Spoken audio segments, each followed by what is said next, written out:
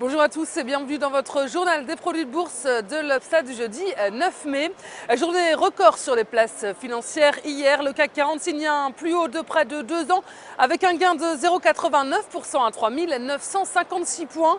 La place parisienne a profité des bons chiffres du commerce chinois et d'une autre bonne statistique allemande. La production industrielle en Allemagne augmente plus que prévu sur le mois de mars à plus 1,2%.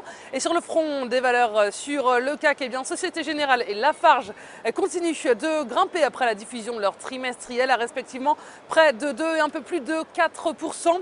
En revanche, Alstom ou Eutelsat Communications sont à la peine et plongent de plus de 2% et de plus de 8% pour l'opérateur de satellite. La bourse de New York termine dans le vert. Elle s'offre également de nouveaux records. Le Dow Jones signe un deuxième plus haut historique. Il atteint les 15 095 points et c'est le 7e record d'affilée pour le S&P 500 à 1632 points.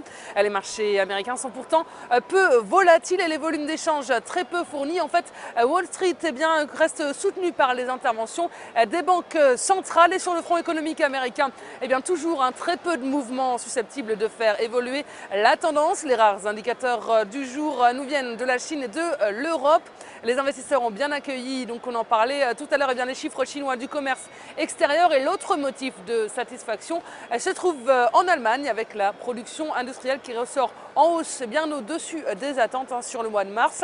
Et du côté des valeurs sur la côte américaine, McDonald's lâche 0,63% et ses ventes mondiales sont en recul sur le mois d'avril. Disney cède du terrain également, même s'il fait mieux que prévu sur le premier trimestre. La chaîne de supermarchés Whole Foods grimpe d'un peu plus de 10% à la faveur de prévisions en hausse pour 2013. Et un tour du côté des devises, l'euro se reprend face au dollar à 1,3154. La monnaie européenne efface ses pertes de la semaine dernière depuis l'annonce sur les taux de la Banque centrale européenne. Et les volumes sont en repli sur le marché des produits de bourse avec 15,6 millions d'euros échangés dans une séance de hausse. Et du côté de la répartition par type de produit, les certificats sont en hausse à 85% des échanges, les warrants sont en repli à 15%. Et concernant les transactions, les certificats représentent 72% du marché, les warrants sont à 28%. Et en ce qui concerne la répartition par sous-jacent, les indices sont encore en baisse avec 26% du marché, les actions sont à 71% et la répartition des transactions sur les warrants nous indique que les indices représentent 22% du marché. Les actions sont à 76%. Le taux de change et les matières premières sont tous les deux à 1%. Et la valeur du jour, c'est aujourd'hui le distributeur Carrefour. Graphiquement, le titre a validé une figure de continuation haussière en drapeau.